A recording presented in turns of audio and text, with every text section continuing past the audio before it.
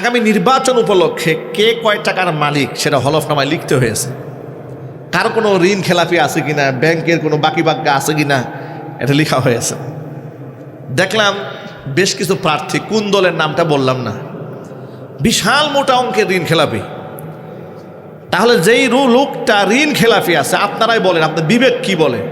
ব্যাংকের 800 কোটি টাকা সে দেয় নাই, মেরে দিয়েছে, এখন তার কাছে পাবে। সেই লোকটা কি এমপি হওয়ার খুব দরকার বাংলাদেশে? একটু জোরে বলেন ভাই। মানে যে যত বড় লিডার হোক না কেন, তারা যদি এমপি বানান, তার মৃত্যুর আগ পর্যন্ত এই ঋণ সে আর দিবে? যখন ক্ষমতায় নাই তখনই দেয় না।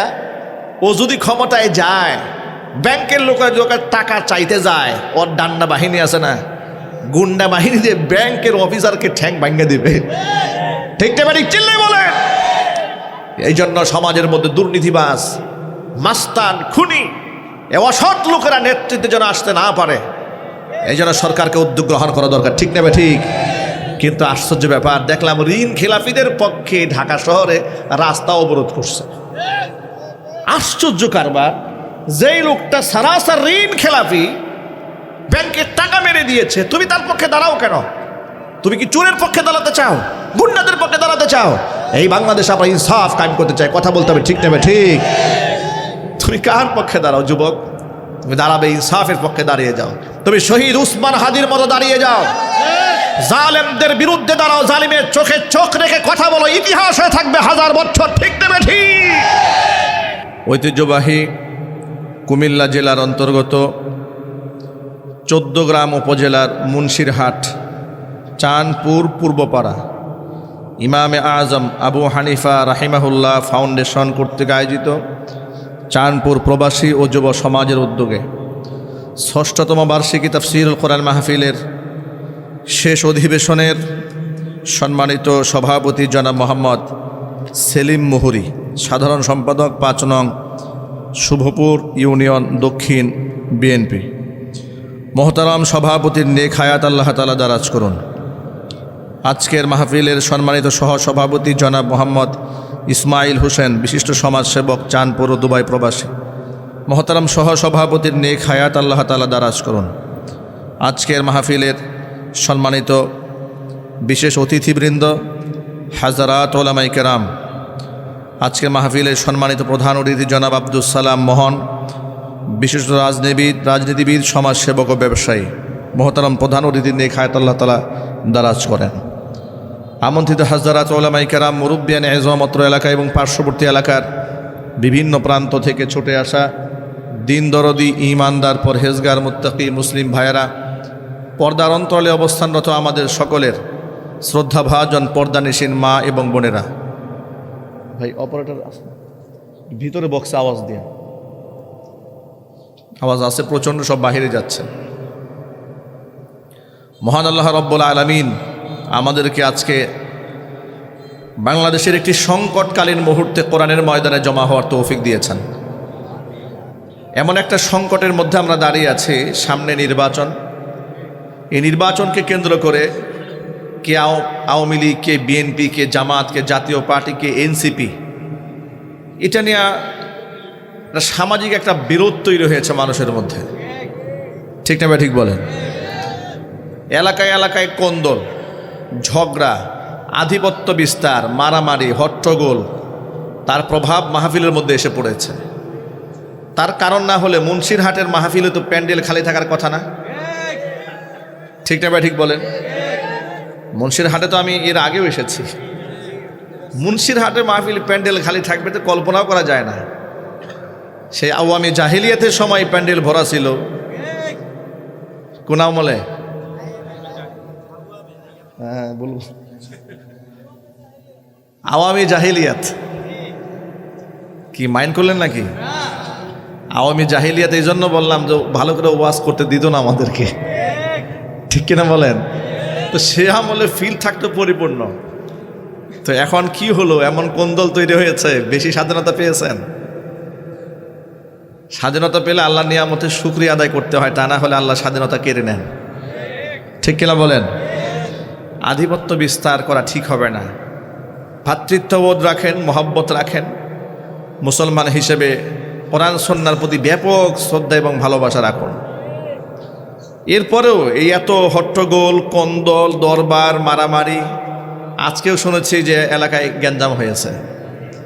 এরপরেও যে আল্লাহ তাআলা আমাদেরকে এতগুলো মানুষকে আসার সুযোগ দিয়েছেন, আপনারা কি খুশি না বেজার? কম না বেশি? জোর আওয়াজে বলছি আলহামদুলিল্লাহ। রব্বানা লাকাল হামদ হামদান কাসীরা তাইয়িবান মুবারাকান ফীহি ইয়া রব্বি লাকাল হামদু কামা ইয়ানবাগি লিজালালি ওয়াজহিকা ওয়া আযীমি সুলতানিকা। মহান আল্লাহ রব্বুল আলামিন আজকের তাফসীরুল কোরআন মাহফিলকে কবুল করে নেন। একটু জোরে বলেন আমিন। আল্লাহ তাআলা এই আয়োজক বৃন্দকে কবুল করেন। বিশেষ করে ইমামে আজম আবু হানিফা রাহিমাহুল্লাহ ফাউন্ডেশনকে আল্লাহ তাআলা কিয়ামত পর্যন্ত কবুল করুন। এই ফাউন্ডেশনের সভাপতি, সেক্রেটারি, কোষাধ্যক্ষ, সদস্যবৃন্দ, মুহিব্বিন, মুতাআল্লিকিন, সংশ্লিষ্ট ব্যক্তিবর্গ সকলকে আল্লাহ তাআলা মাফ করে দেন। ইমাম আবু হানিফা রাহিমাহুল্লাহর কবরকে আল্লাহ বেহেশতের বাগান বানায় দেন। আমরা গোটা মুসলিম উম্মাহ তার কাছে ঋণী, ঠিক কিনা বলেন? আবু হানিফা রাহিমাহুল্লাহ, ইমাম শাফিঈ রাহিমাহুল্লাহ, ইমাম আহমদ ইবনে হাম্বল রাহিমাহুল্লাহ, ইমাম মালিক রাহিমাহুল্লাহ, তাদের কাছে গোটা জাতি ঋণী। তারা যদি নির্ঘুম রাত্রি না কাটিয়ে কষ্ট করে আমাদের জন্য এইভাবে যদি কোরআন সুন্নাহর গবেষণা করে মাসআলাগুলো রিসার্চ করে সহজ করে না দিয়ে যেতেন, তাহলে এই উম্মার উপায় হতো কি? এই উম্মার প্রতিদিন মসজিদে ঝগড়া লাগতো, মহল্লায় মহল্লায় মারামারি হয়ে যেত, যে যার মতো করে কোরআন হাদিসের ব্যাখ্যা করত। আল্লাহ পাক এই চার ইমামকে জান্নাতুল ফেরদাউসের সুউচ্চ মাকাম দান করেন। এটা জোরে বলেন আমিন। ভাইরা, আমি আজকে নিয়ত করেছি আপনাদের সামনে একটা বিষয় খুব কোরআন সুন্নাহ থেকে একটু সুরাহা করব ইনশাআল্লাহ। সেই বিষয়টা হচ্ছে, বর্তমান অনলাইনে, সোশ্যাল মিডিয়াতে, অফলাইনে, এমনকি রাজনৈতিক মঞ্চে, টকশোতে, সভাতে, সেমিনারে যুক্তিতর্ক চলছে শরিয়া আইন নিয়ে। যে শরিয়া আইন এটা কি বাংলাদেশের জন্য প্রযোজ্য কিনা, বা শরিয়া আইনের প্রতি মানুষের এত ভয় কেন, বা শরিয়া আইন কাকে বলে, শরিয়া আইন কি জিনিস, যে অনেকের মধ্যে ভয়, অনেকের মধ্যে শঙ্কা। শরিয়া আইন এ কথার অর্থ হচ্ছে, শরিয়াত মানে হচ্ছে পথ বা পদ্ধতি। শরিয়া আইন হচ্ছে আল্লাহর আইন।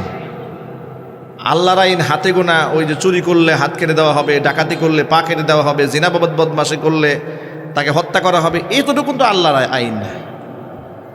রহস্যজনকভাবে আমাদের সমাজে শরিয়া আইনের বিষয়টা মাথায় আসলেই লোকেরা মনে করে যে হিন্দু যেখানে পাও কুপাও, খ্রিস্টান পাও পিটাও, নাস্তিক পাও কল্লা উড়ায় দাও, চুরি করলে হাত কেটে দাও, জিনা বদমাশি করলে এদেরকে মেরে ফেলো, এই হচ্ছে শরিয়া আইন।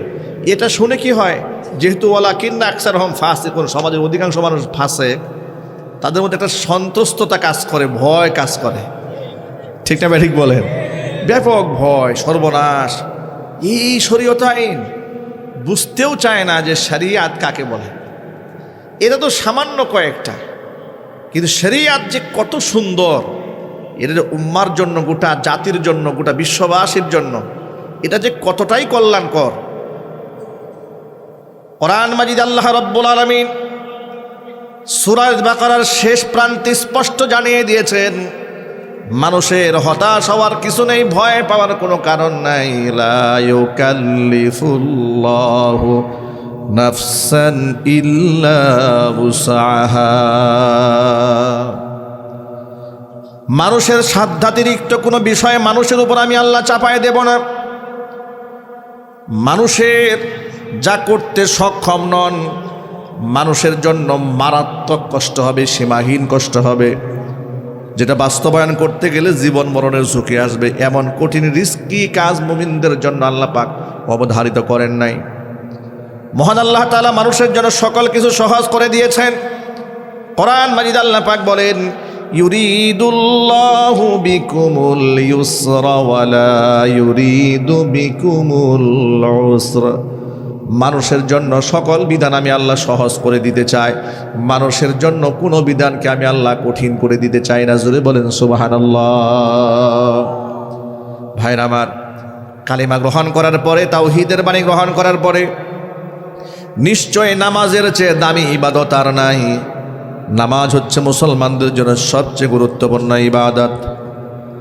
নামাজ পড়া বালেগ মুসলমানের জন্য, সুস্থ মুসলমানের জন্য, নারী পুরুষ উভয়ের জন্য, এটা হজরে হোক আর সফরে হোক, মুকিম হালাতে হোক, মুসাফির হালাতে হোক, সর্বাবস্থায় নামাজকে আল্লাহ তাআলা মানুষের জন্য ফরজ করে দিয়েছেন। নামাজ এতটাই গুরুত্বপূর্ণ ফরজ, কোরআন মাজিদে ৮২টা আয়াতের মধ্যে আল্লাহ পাক নামাজের ফারজিয়াত নিয়ে আলোচনা করেছেন। জোরে বলেন সুবহানাল্লাহ। যে নামাজের ব্যাপারে আল্লাহর নবী সাল্লাল্লাহু আলাইহি সাল্লাম বলেছেন, আস-সালাতু ইমাদুদ্দিন, নামাজ হচ্ছে দিনের খুঁটি। মান আকামাহা আকামাদ্দিন, যেই ব্যক্তি নামাজ কায়েম করে সেই ব্যক্তি দিন কায়েম করে। ওমান হাদামাহা হাদামাদ্দিন, যেই ব্যক্তি নামাজকে ধ্বংস করে দেয় সেই ব্যক্তি দিনকেই ধ্বংস করে দেয়। নামাজ এমনই গুরুত্বপূর্ণ ইবাদত, নবী করিম সাল্লাল্লাহু আলাইহি সাল্লাম বলেছেন, মান তারাকা সালাতান মুতাআম্মিদান ফাকাদ কাফারা, ইচ্ছাকৃতভাবে যদি কোনো ব্যক্তি নামাজ ছেড়ে দেয় সেই ব্যক্তি কাফের হয়ে যায়। নামাজের ব্যাপারে আল্লাহর নবী সাল্লাল্লাহু আলাইহি ওয়াসাল্লাম নিজে বলেন, আল্লাহর পক্ষ থেকে আমার কাছে 3টি জিনিস প্রিয় করা হয়েছে। 1 নাম্বার, হুব্বিবা ইলাইয়ান নিসা, নারীদেরকে, স্ত্রীদেরকে আমার কাছে প্রিয় করা হয়েছে। 2 নাম্বার, ওয়াত্তিব, সুগন্ধি ব্যবহার করা, এটা ফিতরাতান আমার কাছে প্রিয় করা হয়েছে। 3 নাম্বার, ওয়াজুইলাত কুররাতু আইনি ফিস সালাহ, নামাজের মধ্যে আল্লাহ রাব্বুল আলামিন আমার চোখের শীতলতা দান করেছেন। জোরে বলেন সুবহানাল্লাহ। দৈনিক 5 ওয়াক্ত নামাজে বান্দা আল্লাহর সামনে হাজিরা দেবে। নামাজ আল্লাহর সামনে দাঁড়িয়ে আদায় করতে হবে। দাঁড়িয়ে, নামাজের মধ্যে দাঁড়িয়ে থাকা ফরজ, দাঁড়িয়ে নামাজ পড়তে হয়। কিয়াম করা ফরজ, রুকু করা ফরজ, সিজদা করা ফরজ। এই যে আপনি কিয়াম করছেন দাঁড়িয়ে, যদি আপনি অসুস্থ মানুষ হন, নবীজি সাল্লাল্লাহু আলাইহি সাল্লাম বসে নামাজ পড়ার নির্দেশনা দিয়েছেন।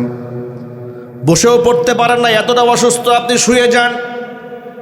ইসলাম আপনাকে এতটুকু সুযোগ তৈরি করে দিয়েছেন, আপনি শুয়ে পড়তে কষ্ট হয়, আপনি ইশারায় নামাজ পড়েন। শুধু শর্ত এতটুকু, আপনি যেন কমপক্ষে হলে মহান রবের স্মরণটা করেন, যেন রবকে ভুলে না যান। সুবহানাল্লাহ। এই যে এত গুরুত্বপূর্ণ ইবাদত নামাজ, এই নামাজ আপনি সুস্থ অবস্থায় দাঁড়িয়ে পড়েন, অসুস্থ হয়েছে বসে পড়েন, বেশি অসুস্থ শুয়ে ইশারায় পড়েন, আল্লাহু আকবার বলেন। এখানে আপনার এরকম করা হয় নাই, না বেটা তুই মরিস আর বাঁচিস, এটা আমি দেখবো না, তোকে দাঁড়িয়েই পড়তে হবে, এরকম বিধান আল্লাহ দিয়েছেন? আল্লাহ পাক দেন নাই। সুবহানাল্লাহ পড়েন। আরো মজার ব্যাপার দেখেন, একজন মুসলমান যখন মুকিম অবস্থায় বাড়ি থাকে, নিজের মহল্লায় থাকে, তখন তার জন্য নামাজির ফরজিয়াতগুলো আদায় করা, এমনকি জোহরের নামাজ, আসরের নামাজ, মাগরিব, এশা, ফজর নামাজগুলা একেবারে রুকু, সেজদা, তাসবিহ, তাহলিল, সুন্নত, ওয়াজিব, মুস্তাহাব্বাত সহ আদায় করা সহজ হয়ে যায়। কিন্তু একজন মানুষ যখন মুসাফির হয়ে দূরে কোথাও যায়, তখন সেই দূরবর্তী এলাকায় গিয়ে কিংবা প্রতিমধ্যে তার নামাজ পড়া কঠিন হয়ে যায়। রাস্তাঘাটে নামাজ পড়া সহজ না কঠিন? এটা যদি বলেন না ভাই। বাড়িতে থাকা অবস্থায় যেমন সহসায় মসজিদে গিয়ে নামাজটা পড়া যায়, সফরকালীন মন চাইলে কি এত আরামে নামাজটা পড়া যায়? পড়া যায় না। মহান আল্লাহ রব্বুল আলামিন বান্দার যে সফর করলে এতটুকুন কষ্ট হবে, এটা আল্লাহ জানেন না? এটা জুড়ে বলেন ভাই, আল্লাহ জানেন না? দেখেন আল্লাহ পাক কি বলেছেন। আল্লাহ রব্বুল আলামিন সূরাতুন নিসার 101 নম্বর আয়াতে বলছেন, ওয়া ইযা দারাবতুম ফিল আরদি ফালাইসা আলাইকুম জুনাহুন আন তাকসুরু মিনাস সালাহ। জোরে বলেন আল্লাহু আকবার। ওয়া ইযা দারাবতুম ফিল আরদি, যখন তোমরা জমিনে সফর করবে, ফালাইসা আলাইকুম জুনাহুন আন তাকসুরু মিনাস সালাহ, তখন তোমরা নামাজকে কসর করাতে তোমাদের কোনো গুনাহ হবে না। জোরে বলেন আল্লাহু আকবার। নামাজটাকে শর্ট করে দেওয়া হলো। জোহরের ফরজ 4 রাকাতের জায়গায় আপনি 2 রাকাত ফরজ পড়বেন। আসরের 4 রাকাত ফরজের জায়গায় আপনি 2 রাকাত ফরজ আদায় করবেন। ইশারের 4 রাকাত ফরজের জায়গায় আপনি 2 রাকাত পড়বেন। 50-50 কমায় দেওয়া হয়েছে, কিন্তু 3 রাকাত নামাজ যেহেতু 1.5 রাকাত পড়া যায় না, এই জন্য মাগরিবের নামাজ 3 রাকাতে পড়তে হয়। আর ফজরের নামাজ আছেই 2 রাকাত, তো টুকরা করার তো সুযোগ নাই, 1 রাকাত তোর নামাজ হয় না, এই জন্য সেটাকে ভাগ করা হয় নাই। মহান আল্লাহ তাআলা জোহর, আসর, ইশা 3 ওয়াক্ত নামাজের মধ্যে ফরজ নামাজ পর্যন্ত 2 রাকাত কমিয়ে দিয়েছেন। শুধু কমায় দিয়েই তো আল্লাহ পাক আমাদের জন্য সহজ করেছেন তা নয়, এরপর সুন্নত নামাজ যেগুলো আছে ইখতিয়ারি করে দিয়েছেন। আল্লাহু আকবার পড়েন। আপনি যদি চান, হ্যাঁ আমি জোহরের 2 রাকাত ফরজ পড়েছি, এরপরে কাবলা জোহর ফরজ, এরপরে আপনি সুন্নত যেটা আছে এটা আপনি ইচ্ছা করলে আদায় করেন, ইচ্ছা করলে আপনি আদায় নাও করতে পারেন, ইখতিয়ার দেওয়া হয়েছে।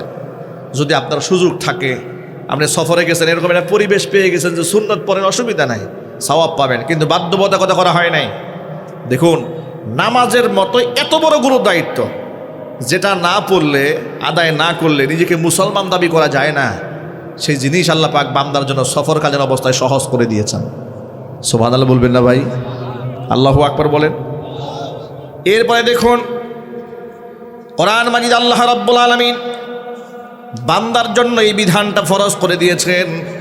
মানুষ যখন নামাজ পড়তে যাবে তখন অবশ্যই তার তাহারাত, পবিত্রতা হাসিল করতে হবে। বিধানটা কার? জোরাওয়াজ বলে না কার? আল্লাহ পাক বলেন, ইয়া আইয়ুহাল্লাযীনা আমানু ইযা কুমতুম ইলাস সালাতি ফাগসিলু ওয়ুজুহাকুম ওয়া আইদিয়াকুম ইলাল মারাফিকি ওয়ামসাহু বিরুউসিকুম ওয়া আরজুলাকুম ইলাল কাবাইন ওয়া ইন কুনতুম জুনুবান ফাত্তাহহারু ওয়া ইন কুনতুম মারদা আও আলা সাফারিন আও জাআ আহাদুম মিনকুম মিনাল গায়ত আও লামাসতুমুন নিসাআ ফালাম তাজিদু মাআন ফাতায়াম্মামু সাঈদান তাইয়্যিবা فامسحوا بوجوهكم وأيديكم مما يريد الله ليجعل عليكم من حرج ولكن يريد ليطهركم وليتم نعمته عليكم لعلكم تشكرون سبحان الله বলেন। একটি আয়াতের মধ্যে আল্লাহ তাআলা আমাদের জন্য সকল বিধানকে সহজ করে দিলেন। আল্লাহ পাক বলেন, বান্দারে, ইয়া আইয়ুহাল্লাযীনা আমানু ইযা কুমতুম ইলাস সালাহ, যখন তোমরা নামাজের ইচ্ছা পোষণ করবে তখন কি করবে? ফাগসিলু ওয়ুজুহাকুম ওয়া আইদিয়াকুম ইলাল মারাফিক, তখন তোমাদের ওযু করতে হবে। ওযু কি করবা? শোনো, ফাগসিলু ওয়ুজুহাকুম, তোমরা তোমাদের চেহারা ধৌত করবে, ও আইদিয়াকুম ইলাল মারাফিক, কোনই পর্যন্ত হাত ধৌত করবে, ওয়ামসাহু বিরুউসিকুম, মাথা মাসাহ করবে, ও আরজুলাকুম ইলাল কাবাইন, টাকনু পর্যন্ত পানি দ্বারা ধৌত করে ফেলবে। তবে ওয়া ইন কুনতুম জুনুবান ফাত্তাহহারু, নাপাকি যদি বড় নাপাকি হয়, অর্থাৎ স্বামী স্ত্রীর মিলনের নাপাকি যদি হয়ে যায়, তাহলে ফাত্তাহহারু, তাহলে গোসল করতে হবে। সুবহানাল্লাহ পড়েন। দেখুন, ইসলামে কত সহজ করে দেন। নামাজের সময় হয়েছে, নামাজের ইচ্ছা পোষণ করেছেন, যদি আপনি নাপাকটা জানাবাতে গালিজা না হয়ে যায়, খাফিফা থাকে, তাহলে আপনি কি করবেন? ওযু করে নামাজের প্রস্তুতি গ্রহণ করেন। আর যদি এটা বড় নাপাকি হয়, বড় নাপাকি বলতে যদি এটা গোসল ফরজ এই ধরনের থাকে, তাহলে আপনি গোসল করে নেবেন। ফাত্তাহহারু, ডাবল পবিত্রতা অবলম্বন করে নেবেন। আল্লাহ পাক বললেন যে এই যে কাজগুলা করবে এটা তোমাদের জন্য অত্যন্ত জরুরি, ফরজ।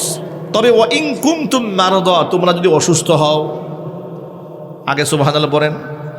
আল্লাহ তার বান্দার জন্য বিধানকে কতটা সহজ করেন ও ঠান্ডা মাথায় খেয়াল করেন। আমার আল্লাহ পাক সব জানেন, আলিমুল গাইব। বান্দা কখন কোন মুহূর্তে কোন সিচুয়েশনের সম্মুখীন হবে, কোন প্রবলেমের সম্মুখীন হবেন, এটা আল্লাহ বুঝেন না? আল্লাহ পাক বুঝেন। আল্লাহ বলছেন বান্দারে ইন কুনতুম মারাদা, তুমি যদি অসুস্থ হও, আও আলা সাফারিন, তুমি যদি সফর অবস্থায় থাকো, অথবা এমন যদি অবস্থা হয়, আও জা আহাদুকুম মিনকুম মিনাল গায়েত, সে এই অবস্থার মধ্যে যে এসেছে একজন ব্যক্তি টয়লেট সেরে এসেছে, ইস্তেঞ্জা সেরে এসেছে, পেশাব পায়খানা করে এসেছে, আও লামাসতুমুন নিসা, অথবা এমন অবস্থা হয়েছে যে তুমি স্বামী স্ত্রীর মেলামেশা করা হয়েছে, ঠিক এই অবস্থায় ফালাম তাজিদু মান, তুমি এখন পানি পাচ্ছ না, যে পানি দিয়ে তুমি ওযু করবে, গোসল করবে, সেটা নাই, তখন করবাটাকে তখন ফাতায়াম্মামু সাঈদান তাইয়্যিবা, পবিত্র মাটি দিয়ে তুমি তায়াম্মুম করবে। তখন কেমনে তায়াম্মুম করবে? ফামসাহু বিউজুহিকুম ওয়া আইদিকুম মিনহু, তখন তুমি তোমার হাত এবং তোমার চেহারা মাটিটা মাসেহ করলেই আমি আল্লাহ পাক তোমারে পবিত্র বানায় দেব। আরো জোরে বলেন সুবহানাল্লাহ। এরপর আল্লাহ বলছেন মা ইউরিদুল্লাহু লিয়াজআলা আলাইকুম মিন হারাজ, আমি আল্লাহ পাক কোনো বিধানকে তোমাদের জন্য কঠিন বানাতে চাই না, ওয়ালাকি ইউরিদু লিয়ুতাহহিরাকুম, আমি চাই তোমাদেরকে পবিত্র করতে, ওয়ালিউতিম্মা নি'মাতাহু আলাইকুম, আমার নিয়ামতকে তোমাদের উপর পূর্ণ করতে, লাআল্লাকুম তাশকুরুন, যাতে করে তোমরা শুকরিয়া আদায় করতে পারো। আল্লাহু আকবার বলেন। দেখুন একটি মাত্র আয়াত, সূরাতুল মাইদার 6 নম্বর আয়াত, এই একটি মাত্র আয়াতে আল্লাহ তাআলা আমাদের গোটা নামাজের গোটা সিস্টেমটাকে কত সহজভাবে আমাদের জন্য উপস্থাপন করেছেন। এগুলা কার হুকুম জুড়ে বলেন তো ভাই? আল্লাহ পাকের হুকুম। এগুলো হচ্ছে শরিয়াত। এগুলোকে জুড়ে বলেন। লোকের বলে না শরীয়তের আইন কত কঠিন, না শরীয়তের আইন কঠিন নয়, আপনি জানেন না শরীয়তের আইন। আপনি না জানার কারণে আপনার কাছে মনে হয় যে আল্লাহ সুবহানাল্লাহ শরীয়তের আইন কি জিনিস, মনে হচ্ছে ভিন্ন এক গ্রহ থেকে এমন কোন দৈত্য দানবের মতো আসবে আর লাঠি নিয়ে দাঁড়ায় থাকবে, একটু ডান বাম হলেই পিটানি শুরু করবে। এটা তো আপনারা শরীয়তের আইন মনে করেন। এই জন্য দেখেছেন না কয়েকদিন আগে খ্রিস্টান মহিলা জামাতের আমিরকে নাকি প্রশ্ন করেছে যে আপনারা যদি ক্ষমতায় বসেন তাহলে কি শরীয়ত আইন বাস্তবায়ন করবেন? জামাতের আমির নাকি বলেছে যে না, আমরা এখন শরীয়তের আইন বাস্তবায়ন করব না। এটা শুনে উনি মহা খুশি হয়ে গেছে। উনি স্টেটমেন্ট দিচ্ছে না যে আমরা খুব খুশি হয়েছি, জামাতের আমির বলেছে শরীয়তের আইন বাস্তবায়ন করবে না। মানে শরীয়তের আইন মানে মারাত্মক এমন একটা কিছু যেটা করলে তারা মরে যাবে, তাদের অধিকার নষ্ট হয়ে যাবে, তাদেরকে ঠ্যাঙ্গায় পা ভেঙে দেওয়া হবে, জ্বালায় পুরায় শেষ করে দেওয়া হবে, এমন একটা কুধারণা শরীয়তের বিধানের উপরে গোটা বিশ্বব্যাপী পশ্চিমারা চালিয়ে এসেছে। আর এটা আমাদেরও একটা ব্যর্থতা যা আমরা শরীয়তটাকে মানুষের সামনে বুঝাতে পারিনি। ঠিকটা ভাই ঠিক বলেন? ওয়াজ মাহফিলগুলোতে শরীয়তের সৌন্দর্যতা আমরা তুলে ধরতে পারিনি, আমাদের ব্যর্থতা। আমরা শরীয়তের বিষয় আপনাদের সামনে তুলে ধরবো কখন? আমরা তো হিংসা বিদ্বেষ লালন করতেই শেষ করতে পারি না। আধা ঘন্টা বয়ান করলে তার 40 মিনিট চলে যায় বদনাম করতে করতেই। ঠিক কিনা জোরে বলেন? যার ধরুন শরীয়তের সৌন্দর্যতা আপনাদের সামনে আমরা তুলে ধরতে পারি না, এটা আমাদের ব্যর্থতা। তা না হলে 90 থেকে 92% মুসলমানের দেশে শরীয়তের আইনের কথা বললে তো বৈপ্লবিকভাবে সমস্ত মানুষ রাস্তায় নেমে পড়ার কথা যে আমরা শরীয়তের আইন দেখতে চাই। ঠিক না? ঠিক। কিন্তু শরীয়তের কনসেপ্টটা ক্লিয়ার না থাকার কারণে এটা আমরা মনে করছি ভিন্ন কিছু একটা। না, এটা ভিন্ন কিছু না। শরীয়তটা কি জিনিস একটু বোঝার চেষ্টা করেন। শরীয়তের সবচেয়ে গুরুত্বপূর্ণ বিধানের নাম হচ্ছে নামাজ। সেই নামাজটাই যদি এত সহজ আল্লাহ পাক করে দেন, দুনিয়ার কোনো বিধানকে আল্লাহ পাক তো এর চেয়েও আর কঠিন করবেন না।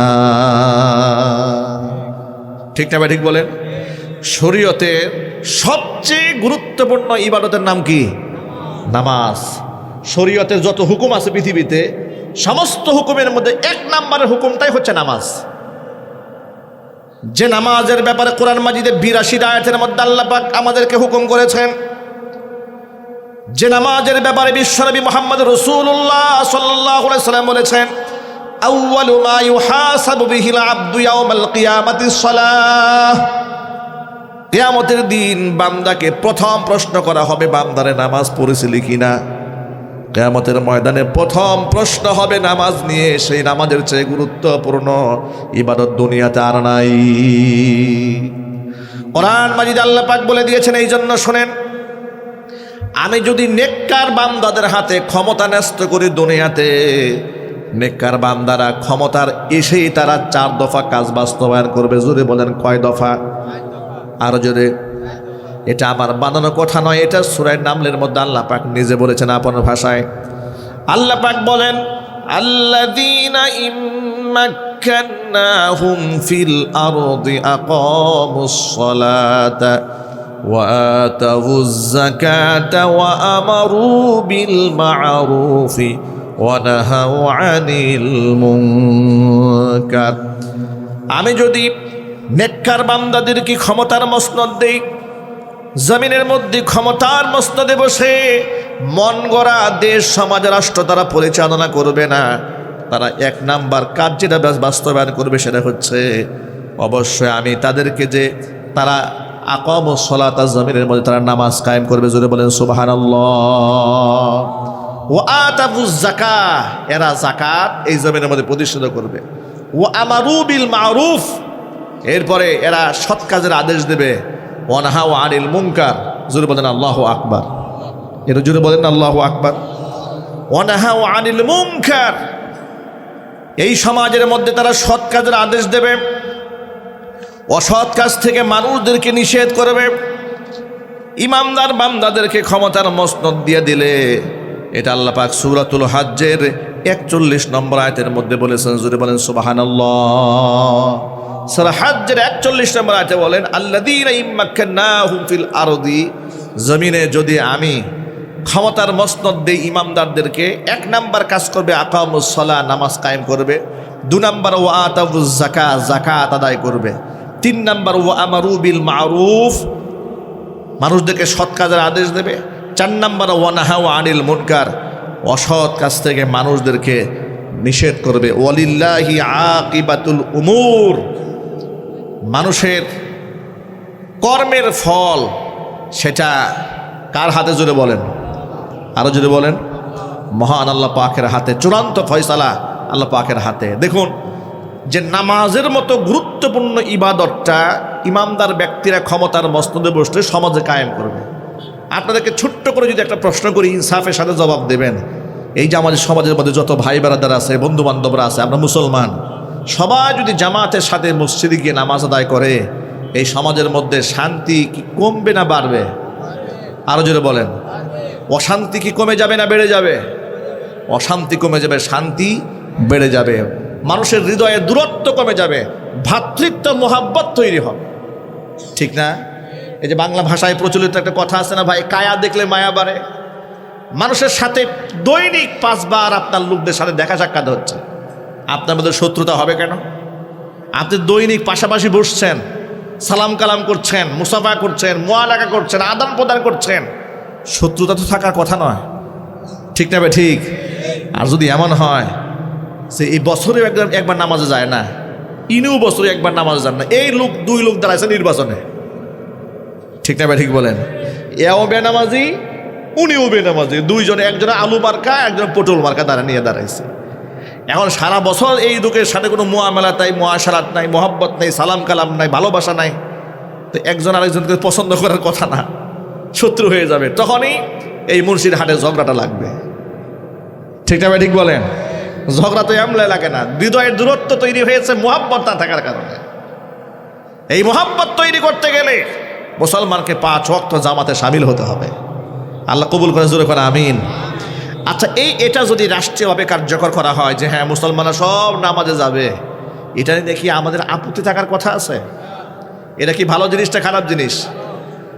কোরআন মাজিদ আল্লাহ পাক বললেন, ইন্নাস সালাতা তানহা আনিল ফাহশাই ওয়াল মুনকার, নিশ্চয় নামাজ মানুষকে সব ধরনের অন্যায় এবং অশ্লীল কাজ থেকে বিরত রাখে।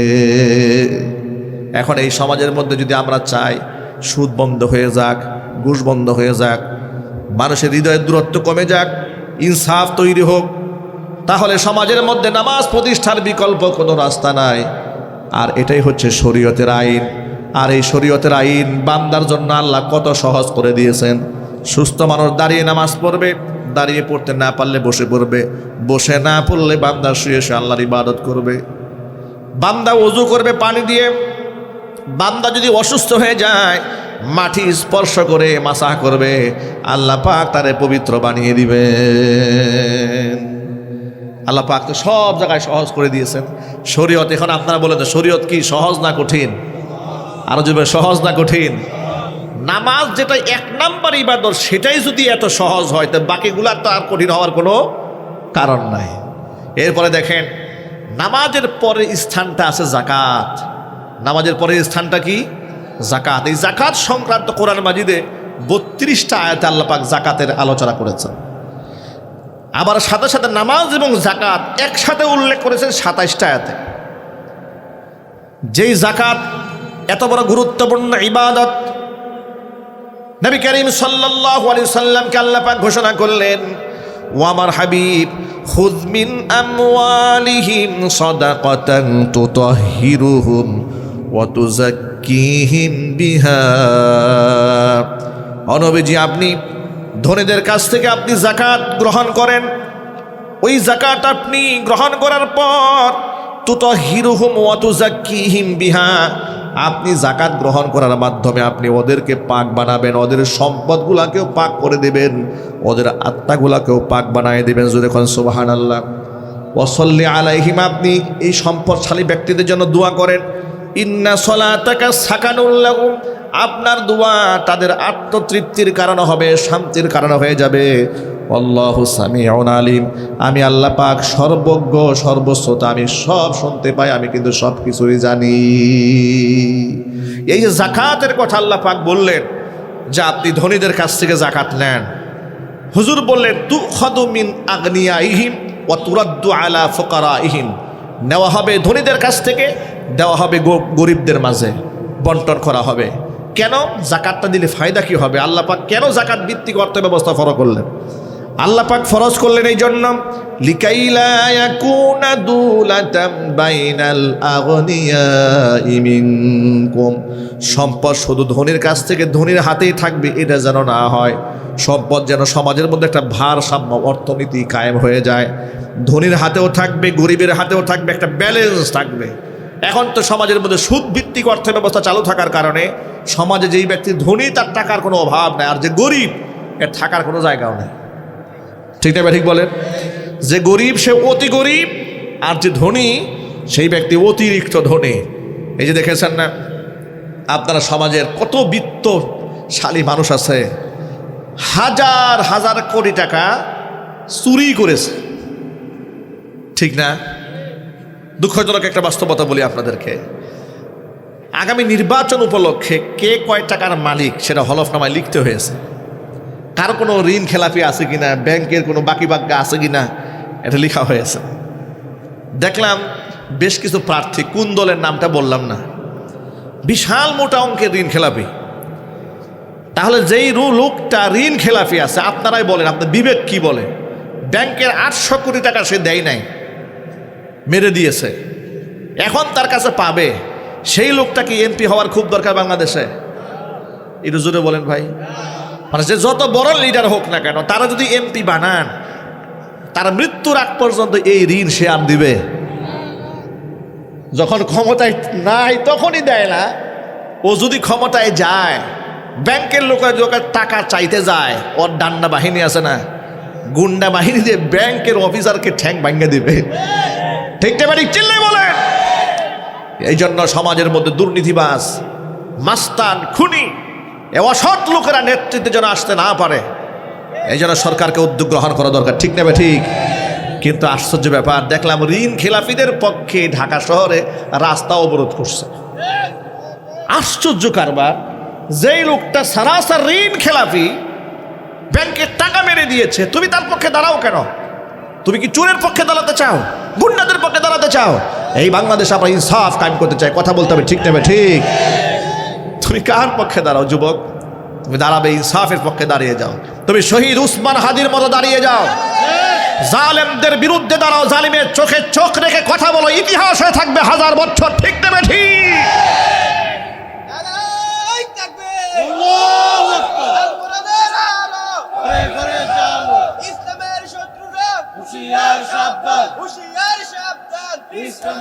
ভাইরা আমার, এরা 1000 কোটি টাকা মেরে দেয়, এরপরও তাদের বিরুদ্ধে আইনানুগ কোনো ব্যবস্থা গ্রহণ করা হয় না, কারণ তাদের আছে পেশি শক্তি। ঠিক না ভাই? পক্ষান্তরে গ্রামের সামান্য একটা কৃষক ব্যাংক থেকে 1 লাখ টাকা লোন নিয়েছে, বেচারা পরিশোধ করতে পারে নাই। কেন? সে কৃষকে ক্ষেত খামার করে ক্ষতিগ্রস্ত হয়ে গেছে, বাড়িটা বন্ধক রাখছিল ব্যাংক কর্তৃপক্ষ দুর্বলের উপর। আহারে, আইন কাকে বলে, কত প্রকার এবং কি কি, বেটাকে বাড়ি থেকেই বের করে দিয়েছে। ঠিক না ভাই? ঠিক। 2 লাখ টাকার জন্য বাড়ি থেকে তাড়িয়ে দিয়েছে, আরেকজনে 800 কোটি টাকা মারছে, ওরে গিয়ে সার বলে। এই দেশে আপনি কিভাবে ইনসাফ কারবেন বলেন আপনারা? এই জন্য সমাজের ওই সমস্ত মাস্তান ডাকাত খুনিরা শরিয়া চায় না। কথা ঠিক না ভাই? ঠিক। শরিয়া মানে হচ্ছে সবার জন্য ইনসাফ। সেখানে রাজা প্রজা আমির ফকির হুজুর মাওলানা, হুজুরের ছেলে বলে বিচার হবে না, কিন্তু মুক্তাদির ছেলে বলে বিচার হবে। এটা শরীয়ত নয়। শরীয়ত হচ্ছে তুমি প্রেসিডেন্ট হয়ে থাকো, তোমাকে জবাবদিহিতার কাঠগড়ায় দাঁড়াতে হবে। সুবহানাল্লাহ পড়েন। এখন বৈশ্বিক রাজনীতিতে চলমান যে রাজনীতি, এই রাজনীতির সাথে কোরআনের রাজনীতির পার্থক্যটা কোন জায়গায়? বা রাষ্ট্র যদি কোরআন সুন্নাহ দিয়ে চলে, পার্থক্যটা কোন জায়গায়? এর মধ্যে কয়েকটা মৌলিক পার্থক্য আছে। এর মধ্যে 1 নম্বর মৌলিক পার্থক্য যেটা, সেটা হচ্ছে গণতান্ত্রিক সিস্টেমে রাষ্ট্র পরিচালনা হচ্ছে বর্তমানে মনে করা হয় এটা যে সার্বভৌমত্বের মালিক হচ্ছে জনগণ। এটা চলমান রাজনীতির ভাষা। সার্বভৌমত্বের মালিক জনগণকে পরিজ্ঞান করা হয়। আমি জিজ্ঞেস করি আপনাদেরকে, আসলে কি সার্বভৌমত্বের মালিক আমরা জনগণ? সার্বভৌমত্বের মালিককে? এটা হচ্ছে ইসলামের কনসেপ্টের সাথে, চিন্তা চেতনার সাথে একটা বড় পার্থক্য একটা সূচনাতেই। গণতান্ত্রিক সিস্টেমে সার্বভৌমত্বের মালিক জনগণ, ক্ষমতার উৎস জনগণ, কিন্তু কোরআন বলে না। কোরআন সুন্নাহর মূলনীতি হচ্ছে রাষ্ট্র এবং রাষ্ট্রের সমস্ত মালিকানা মহান আল্লাহ পাকের। এমনকি ক্ষমতার মালিকও আল্লাহ, সার্বভৌমত্বের মালিক আল্লাহ। তাহলে মানুষ কি? মানুষ হচ্ছে তার খলিফা। মানুষ হচ্ছে কি? খলিফা। মানুষ এই দুনিয়াতে আল্লাহর আইনকে শুধু বাস্তবায়ন করবেন। ইনিল হুকমু ইল্লা লিল্লাহ। হুকুম চলবে একমাত্র কার? আল্লাহ পাকের। এবার শোনেন, প্রচলিত সমাজ ব্যবস্থার সাথে শরীয়তের মূলনীতি কোন জায়গায় পার্থক্য আছে? প্রচলিত সমাজ ব্যবস্থার মধ্যে আইন কাকে বলা হয়? আইন হচ্ছে আদালতে যে রায় দেয়, এটা আইন। এরপরে সাংসদ যারা আছে সম্মিলিতভাবে যেটা বলে সেটা হলো আইন। এরপরে সংবিধানের মধ্যে যেটা থাকে সেটা হলো আইন। এটা হচ্ছে প্রচলিত সমাজ ব্যবস্থা। সংবিধানে যা থাকবে সেই আলোকে রাষ্ট্র চলবে, গেল 1 নম্বর মূলনীতি। কোর্টে যেটা আইন পাশ হয় তার মধ্যে রাষ্ট্র চলবে, 2 নম্বর মূলনীতি। 3 নম্বর, সাংসদ যারা মেম্বার অফ পার্লামেন্ট, যাদেরকে আপনার নির্বাচিত করে আপনারা পাঠিয়ে দিবেন জাতীয় সংসদে, তারা সকলে মিলে তাদের মন মতলবে অনুযায়ী অধিকাংশ মানুষ যেই পক্ষে রায় দিবে সেটা আইন হয়ে যাবে। এটা হচ্ছে প্রচলিত সিস্টেম। আর শারঈ সিস্টেমের মূলনীতি হচ্ছে যে না, শারঈ সিস্টেমের মূলনীতি হচ্ছে কোরআন, সুন্নাহ, ইজমা, কিয়াস। কয়টা মূলনীতি? আরো জোরে বলেন। কোরআন, সুন্নাহ, ইজমা, কিয়াস। এই 4টা হচ্ছে শরীয়তের মূলনীতি। এই 4টা হবে রাষ্ট্র পরিচালনার মূলনীতি। আল্লাহু আকবার বলেন। আরেকটা পার্থক্য হচ্ছে ইসলামিক রাষ্ট্র ব্যবস্থায় কোরআন, সুন্নাহ, ইজমা, কিয়াস এগুলো কোনো পরিবর্তন হবে না, অপরিবর্তনীয়। কারণ কোরআন তো আল্লাহ নাজিল করেছেন, হাদিস আল্লাহর পক্ষ থেকে এসেছে, রসুলের ভাষায় এসেছে, সেখানে আমাদের হাত দেওয়ার কোনো জায়গা নাই। পক্ষান্তরে প্রচলিত সিস্টেমে মানুষ ইচ্ছা করলেই সংবিধানের আইনগুলো পরিবর্তন করে। মানুষের গণভোট, এই যে সামনে গণভোট আসতেছে, বলা হচ্ছে জুলাই সনদের জন্য গণভোটকে হ্যাঁ বলুন। অবশ্য আমরা হ্যাঁ বলবো, বলেন ইনশাআল্লাহ। যদি বলেন ইনশাআল্লাহ, অবশ্য আমরা হ্যাঁ বলবো। আপনি বলবেন হ্যাঁ বললে কি খেলাফত কায়েম হয়ে যাবে? না, হ্যাঁ ভোট হলে বাংলাদেশে নতুন একটা সিস্টেম চালু হবে এবং ইনশাআল্লাহ এর মধ্য দিয়ে এই বাংলাদেশের যে জুলম ছিল, শোষণ ছিল, স্বৈরতন্ত্র ছিল, তার কবর রচিত হবে এবং ইনসাফের বাংলাদেশের সূচনায় বাংলাদেশ পা রাখবে এবং পরবর্তী বাংলাদেশ আমরা পর্যায়ক্রমে কোরআন সুন্নাহর দিকে এগিয়ে নিয়ে যাবো ইনশাআল্লাহ। বলেন ইনশাআল্লাহ। সেটা সুদীর্ঘ সাধনার ফসল হবে। একদিনে তো ভাই হবে না। একটু সময় আমাদের লাগবে, লাগবে না ভাই? সময় লাগবে, কিন্তু সেই স্বপ্ন মুসলমানদের কলিজায় থাকা উচিত যে আল্লাহ এই দেশ, এই সমাজ, রাষ্ট্র কোরআন সুন্নাহ দিয়ে আমরা চালাইতে পারি। সেই তৌফিক আল্লাহ তুমি আমাদেরকে দান করো। জোরে বলেন আমিন। এবার শোনেন, প্রচলিত সিস্টেমের সাথে শরীয়তের আইনের কন্ট্রাডিকশন কোন জায়গায় আরো কয়েকটা দেখায় দেই। ইসলামীর আইন অনুযায়ী আইন সবার জন্য সমান, সেখানে ধনী গরিব, রাজা বাদশার কোনো পার্থক্য নাই পক্ষান্তরে। প্রচলিত সিস্টেমে প্রভাবশালীদের ক্ষেত্রে বিষয়টা আলাদা, ঠিক না ভাই? এই দেশে কি আইন সবার জন্য সমান আছে? একটু জোরে বলতে হবে।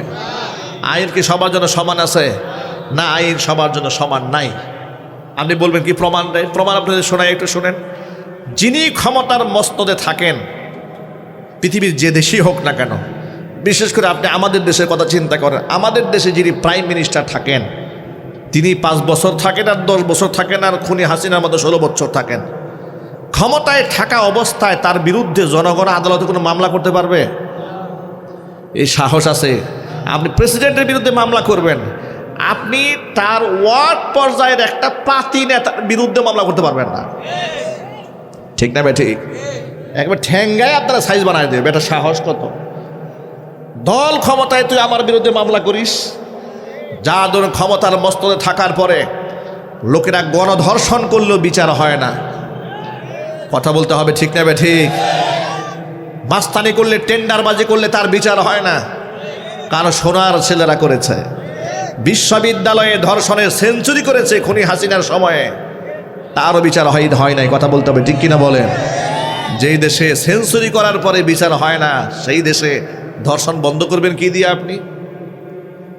এই হচ্ছে প্রচলিত সিস্টেমের সাথে ইসলামের পার্থক্য। এবার আপনাদের ইসলামটা বোঝায় যে ইসলামে কে নেতা, কে লিডার, এটা দেখার সময় নাই। হযরত উমর ফারুক রাদিয়াল্লাহু তাআলা আনহু যখন খলিফা, কে খলিফা? ওমর, অর্ধজাহানের শাসক, যিনি রাস্তায় হাঁটলে শয়তানও সেই রাস্তায় হাঁটতো না।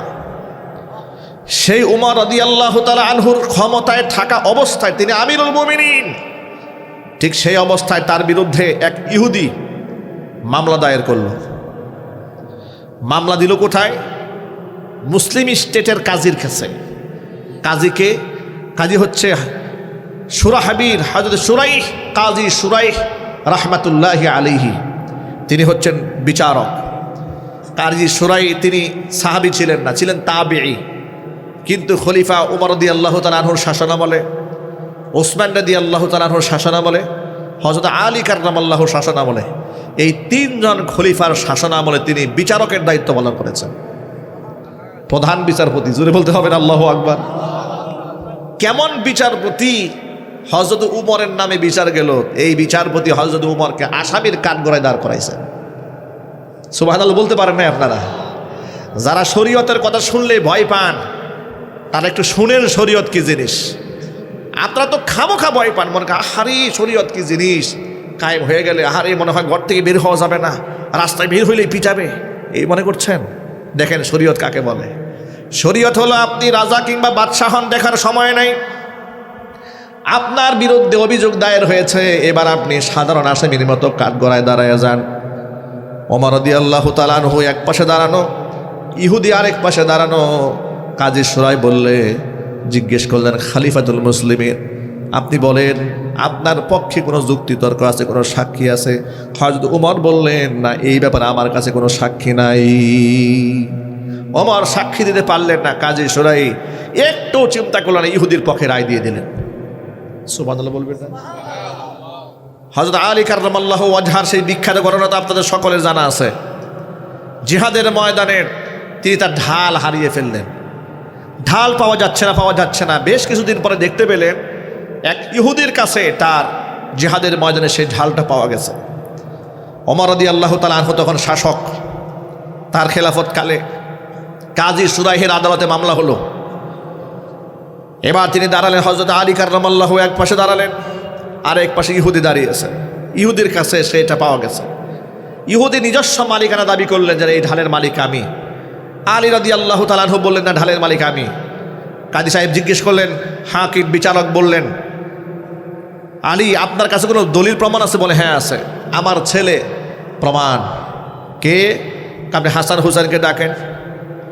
হাসান হুসাইনকে আনা হলো। কাজী সাহেব বললেন যে না, বাবার পক্ষে ছেলের সাক্ষী গ্রহণযোগ্য নয়। আল্লাহু আকবার বলেন।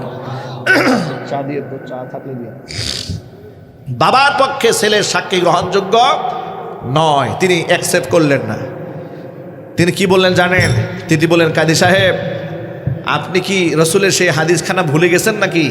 ওয়াল হাসানু ওয়াল হুসাইনু সাইয়্যিদা শাবাবি আহলিল জান্নাহ, হাসান হুসাইন জান্নাতি যুবকদের সর্দার হবেন। কাজী সাহেব কি বলেন জানেন? কাজী সাহেব বলেন, হযরত আলী আমি কিছুই ভুলে যাই নাই।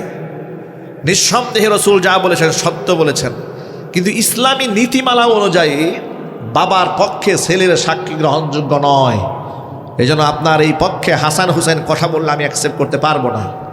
তিনি বললেন, তাহলে আমার খাদেম, আমার গোলাম আছে, গোলাম সাক্ষী দেবে। তিনি বললেন যে মনিবের পক্ষে গোলামের সাক্ষী গ্রহণযোগ্য নয়। হযরত আলী বললেন, এছাড়া আমার কাছে আর কোনো সাক্ষী নাই। এবার ইহুদির পক্ষে রায় দিয়ে দিলেন। ইহুদি আদালত প্রাঙ্গণে দাঁড়িয়ে বললেন, মাননীয় আদালত দাঁড়ান। বিশ্বাস করেন আমি অবাক হয়ে গেলাম আপনার এই বিচার ব্যবস্থা দেখে। এইরকম ইনসাফ একটা রাষ্ট্রে মুসলমানরা এতটা জাস্টিস করতে পারে? দাঁড়িয়ে বললেন, শোনেন, এই যে ঢালটা আসলে এটা আমার ঢাল নয়, এটা হযরত আলীর ঢাল। আলীর আপনি দিয়ে দেন। আমি ইসলামের বিচার ব্যবস্থা খানিক একটু দেখতে পেলাম, যেই ধর্মে এতটা ইনসাফ থাকে, নিজের পক্ষে রায় না দিয়া ইনসাফ করতে গিয়া সাক্ষী প্রমাণ না থাকার কারণে আরেকজনের পক্ষে রায় দিয়ে দেয়, এর চেয়ে চরম সত্য ধর্ম পৃথিবীতে আর হতে পারে না। তিনি আদালত প্রাঙ্গণে দাঁড়ায় কালিমা পড়ে মুসলমান হয়ে গেলেন। সুবহানাল্লাহ, সুবহানাল্লাহি ওয়া বিহামদিহি, সুবহানাল্লাহিল আযীম। ওমর ফারুক রাদিয়াল্লাহু তাআলা আনহুর ছেলে মিশরে আমর ইবনুল আস রাদিয়াল্লাহু তাআলা আনহু যখন গভর্নর ছিলেন, থাকা অবস্থায় তার এক ছেলে এক গোলামকে আঘাত করেছে, ঘুষি মেরেছিলেন। এটা নিয়ে আদালতে মামলা হলো। ওই কাদি সুরাইহের কাছে বিচার চলে গেল। কাদি সাহেব তাকে ডাকলেন, তুমি গোলামকে মেরেছ কেন? এবারে কেসাস বদলা নেওয়া হলো, তাকে হুবহু মায়ের ফিরে দেওয়া হলো। এরপরে তিনি বললেন, পৃথিবীতে কেউ বাদশা হয়ে জন্মগ্রহণ করে নাই, সুতরাং কাউকে গোলাম মনে করে তুমি যে মারবে সেটা যেন না হয়, কারণ পৃথিবীতে প্রত্যেকটা মানুষ আল্লাহর গোলাম হয়েই জন্মগ্রহণ করেছে। আল্লাহু আকবার বলেন। ইতিহাস সাক্ষী, এসব হচ্ছে শরীয়তের আইন, এ হচ্ছে ইসলামের বিচার ব্যবস্থা। এইরকম হাজার হাজার ঘটনা কোরআন হাদিসে আছে। এগুলো যদি সমাজে কায়েম হয় তাহলে সমাজে ইনসাফ কায়েম হবে, জাস্টিস কায়েম হবে। আজকে সেই শরীয়তের কথা মানুষ বুঝে না, মনে করে আরে হিন্দুরা কই যাবে, খ্রিস্টানরা কই যাবে, বৌদ্ধরা কই যাবে। এরা আসলে শরীয়ত বুঝতে পারে নাই। অমুসলিম সম্পর্কে আল্লাহ নবী কি বলেন শোনেন। হুজুর বলেন, মাইয়াকতুল মুআহাদান লাম ইয়ারিহ রাইহাতাল জান্নাতি ইয়াওমাল কিয়ামা ওয়া ইন্না রিহাহা লাতুজাদু মিন মাসিরাতি 40 আমা। দুনিয়াতে কেউ যদি মুসলমানদের দেশে থাকে, অমুসলিম চুক্তিবদ্ধভাবে থাকে, মুআহাদান, তাকে যদি কেউ কোনো মুসলমান অন্যায়ভাবে হত্যা করে, তাহলে এই মুসলমান কাল হাসরের ময়দানে জান্নাতের খুশবু পর্যন্ত নাকের মধ্যে পাবে না। সুবহানাল্লাহ বলেন। অমুসলিমের অধিকারের কথা কোরআনে আছে না ভাই? দেখেন কোরআনে কি আছে।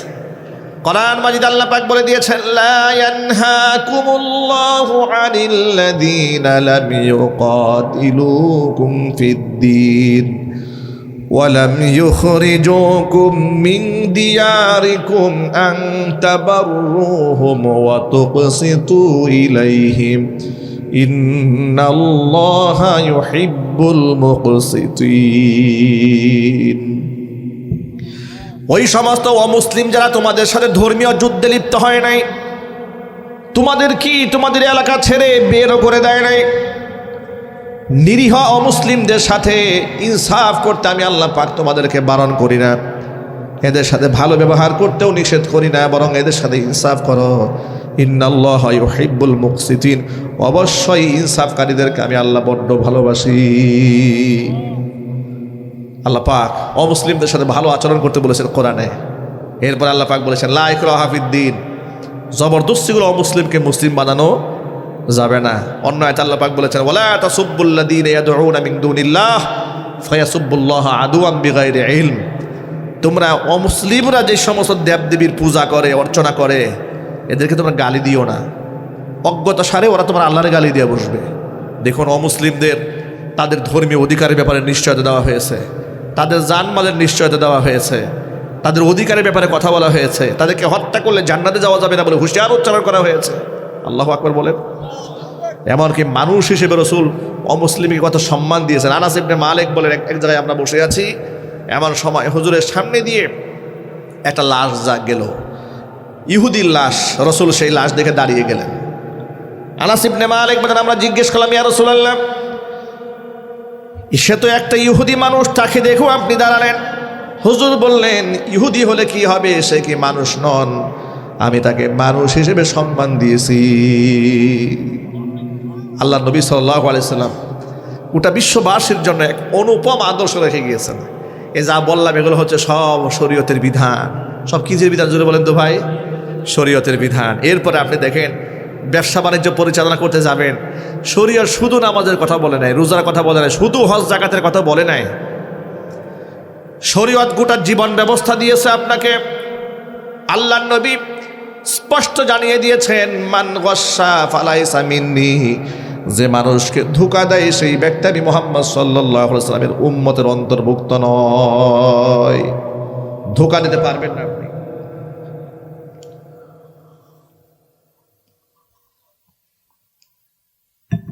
হাদিস শরীফে এসেছে, মাররা রাসূলুল্লাহ সাল্লাল্লাহু আলাইহি ওয়াসাল্লাম আলা সুবরাতি তুআমিন।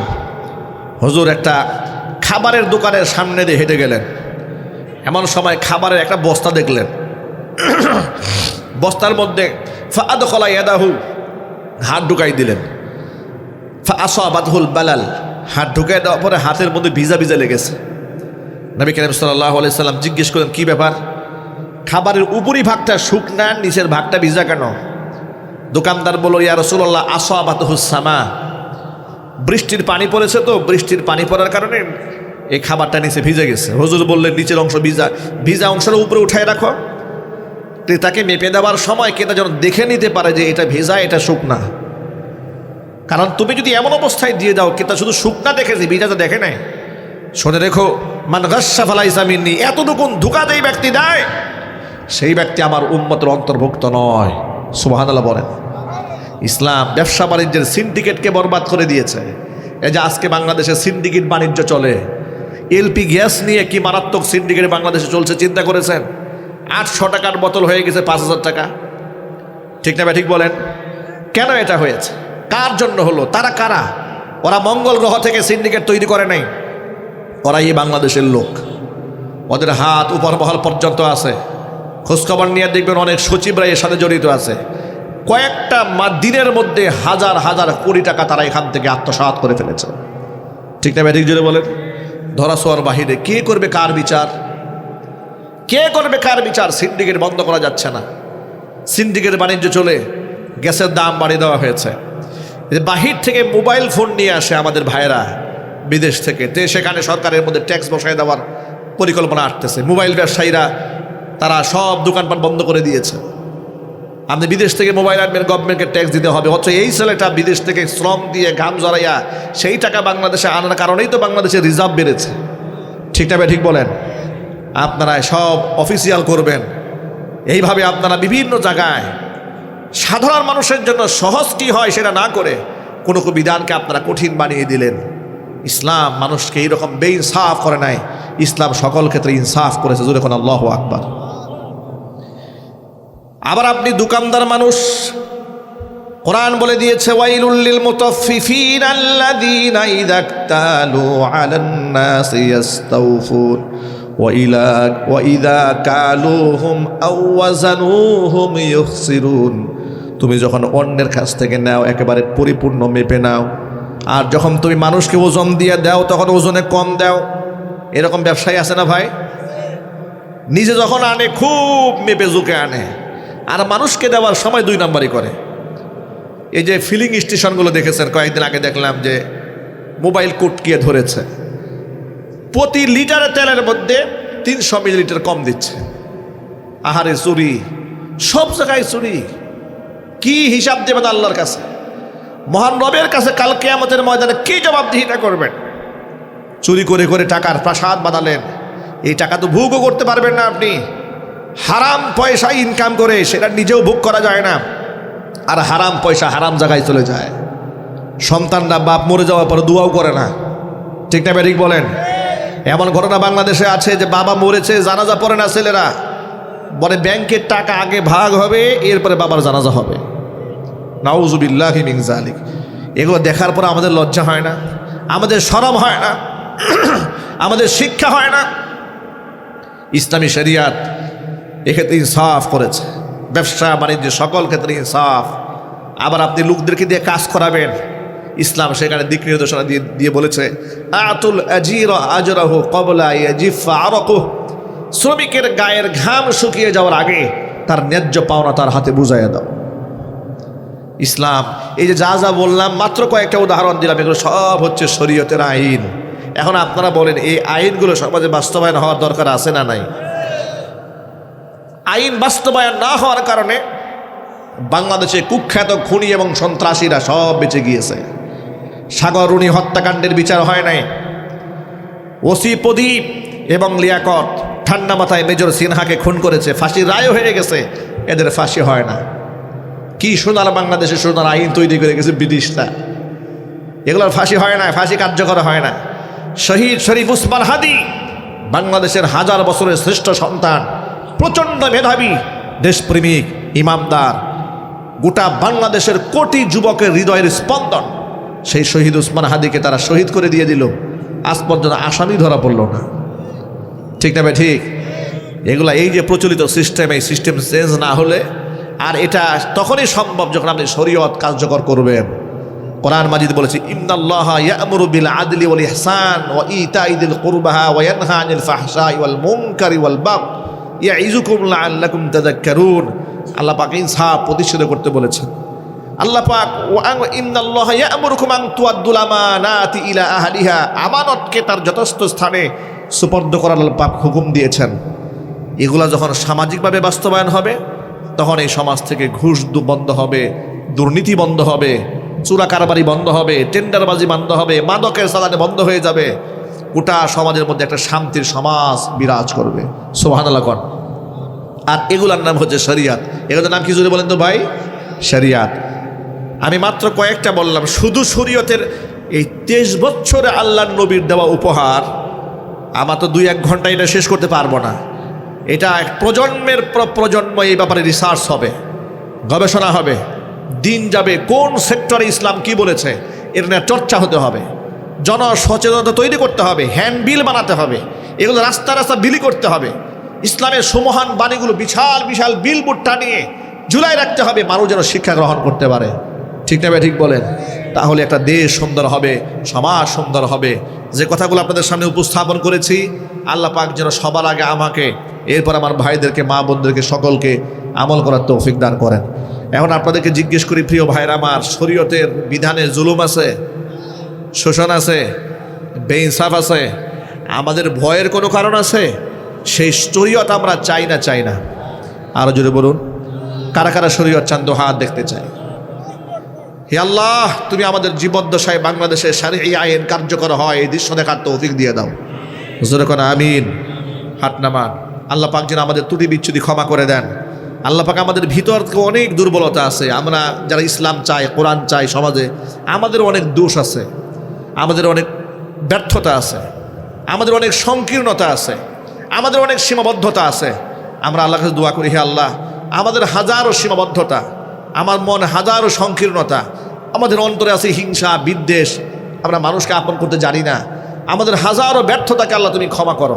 আল্লাহ তুমি তো দয়ালু, আল্লাহ তুমি আমাদের উপর দয়া করো, আল্লাহ তুমি আমাদেরকে মাফ করো, আল্লাহ তুমি আমাদেরকে নামাজ প্রতিষ্ঠার তৌফিক দান করো, আল্লাহ ইনসাফ প্রতিষ্ঠার তৌফিক দান করো, এই বাংলাদেশের কিসাসের বিধান বাস্তবায়ন করার তৌফিক দান করো।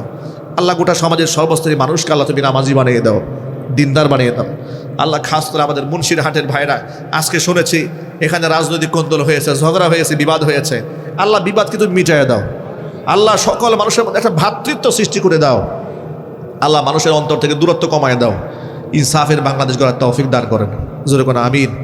দুরূদ শরীফ পড়েন আল্লাহুম্মা সাল্লি আলা মুহাম্মাদ ওয়া আলা আলি মুহাম্মাদ কামা সাল্লাইতা আলা ইব্রাহিম ওয়া আলা আলি ইব্রাহিম ইন্নাকা হামিদুম মাজিদ। আল্লাহুম্মা